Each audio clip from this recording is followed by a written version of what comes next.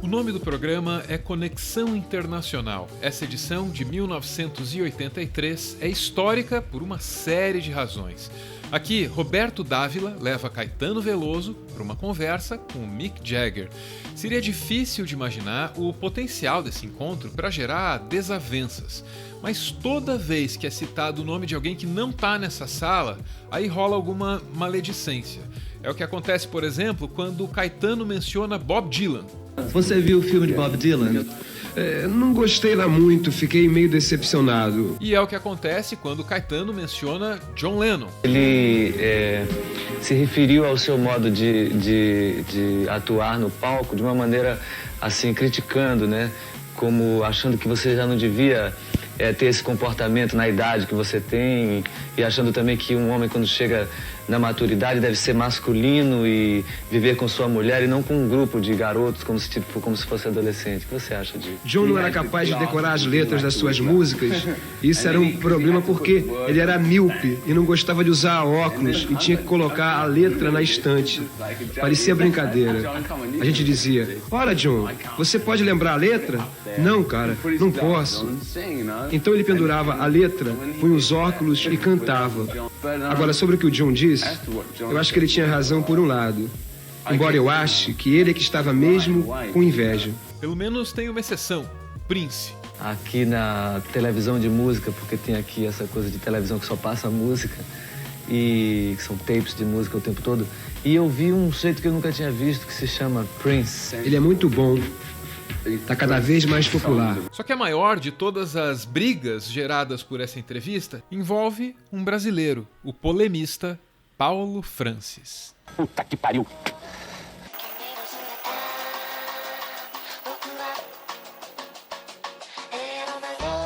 Depois de ver na TV a entrevista de Caetano e Mick Jagger, Paulo Francis, o maior polemista de sua época, escreveu um artigo chamado Caetano, Pajé Doce e Maltrapilho. É um texto repleto de ofensas a Caetano, acusado de se comportar de maneira embasbacada e servil diante de Mick Jagger. Francis escreveu: "O pior momento foi aquele em que Caetano disse que Jagger era tolerante e Jagger disse que era tolerante com latino-americanos.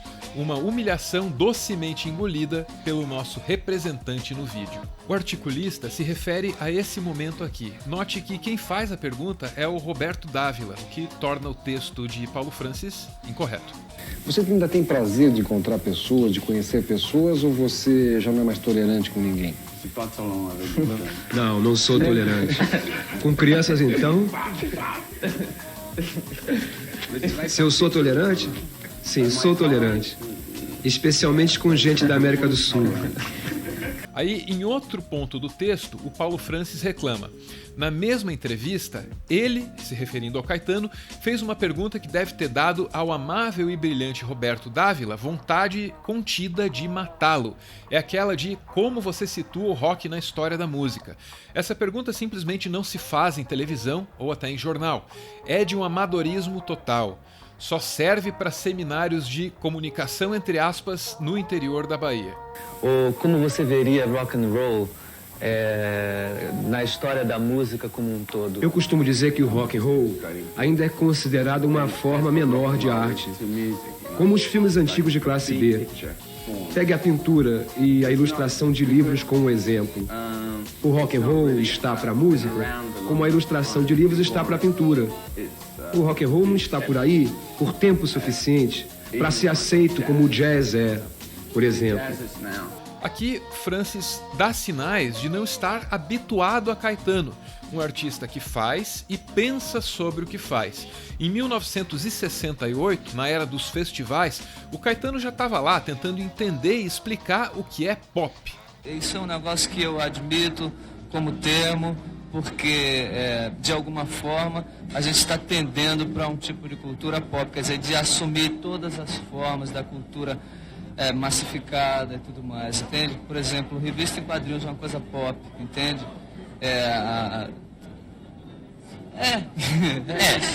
Pop é aquilo que é. É apenas o que é e o que acontece. Pop é do popular em inglês, parece negócio de arte de massa, quer dizer, um negócio feito, quer dizer, utilizando aquilo que tem sucesso de massa, todos os elementos das coisas que têm comunicação direta com a massa, entende?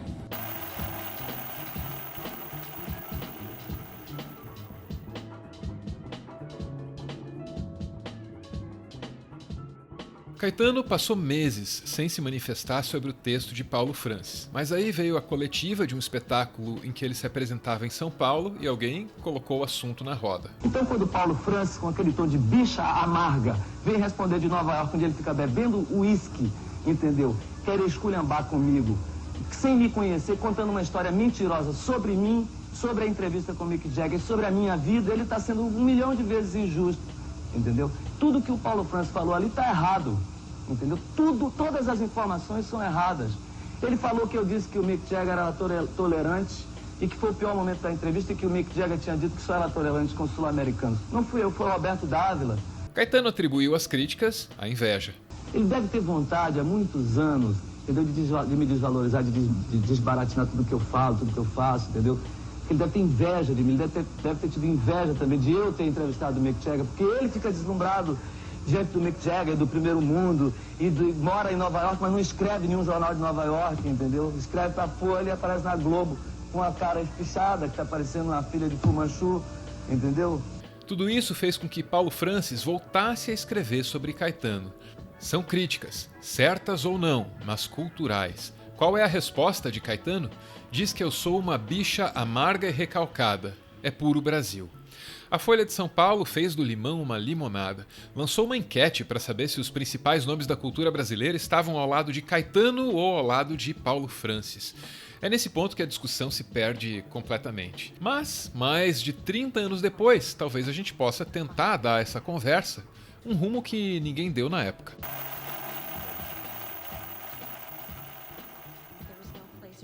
Na imprensa brasileira, Paulo Francis era um homem de muitos temas. Falava de política, cultura e economia, sempre de maneira ferina.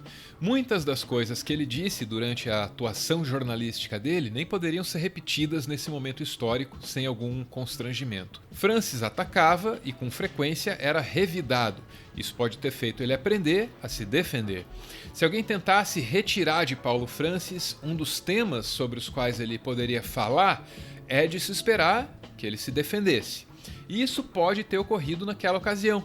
Talvez Francis não estivesse chateado com a tal tolerância do Mick Jagger aos latinos. Talvez Francis também não estivesse apoquentado com a pergunta sobre a história do rock.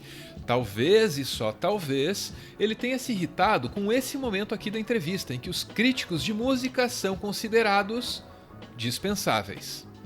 A crítica é um mal necessário, mas eu não creio que seja necessária para o rock and roll. Você ouve no rádio ou em disco e não precisa de críticos para dizer se é bom ou se é mal. Qual é? No cinema é diferente, ou no teatro, que a gente quer saber o que vai ver antes de entrar com $30. Enquanto com um disco você ouve na rádio e diz, gostei. E não precisa que a crítica diga, este é bom. Eu dispenso os críticos de música. Francis teria alguma dificuldade para atacar esse ponto da entrevista, sem dar na cara que ele estava tentando garantir o próprio espaço, tentando preservar uma das suas possíveis áreas de atuação. Talvez ele tenha se irritado com isso. Talvez. Essa é só uma hipótese. O fato mesmo é que muitas vezes as pessoas têm dificuldade para confessar o real motivo pelo qual elas te atacam. Às vezes, as razões são inconfessáveis. E quando as razões são inconfessáveis, aí inventa-se um motivo qualquer para o ataque.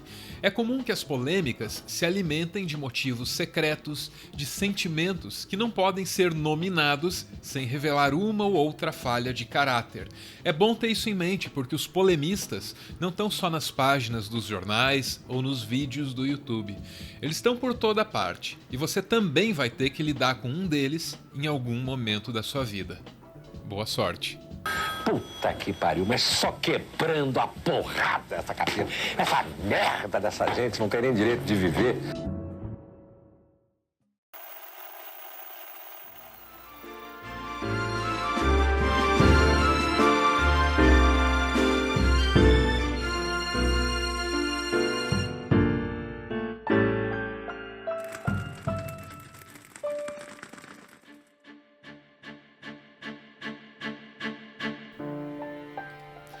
Muito obrigado por ver esse vídeo até o final. O Meteoro é mantido graças a uma campanha de financiamento coletivo. Quem participa aparece aqui no finalzinho para receber o nosso agradecimento. Ou então, homenageie alguém que, nesse caso, tá de aniversário. É o Isaac, que ganha uma homenagem da sua admiradora secreta, porém não tão secreta assim. Ela escreve: Feliz aniversário ao melhor mochileiro das galáxias para dividir essa jornada interestelar que é a vida, que me leva a explorar todas as dimensões possíveis, mas que me mostra todos os dias com seu jeito ninja de ser que a única que valeria a pena passar todas as eras e milênios seria na do seu Mangekyo Sharingan azulado. Te amo desde tempos imemoriais, desde um passado remoto e galáxias distantes. Feliz dia de todos os dias!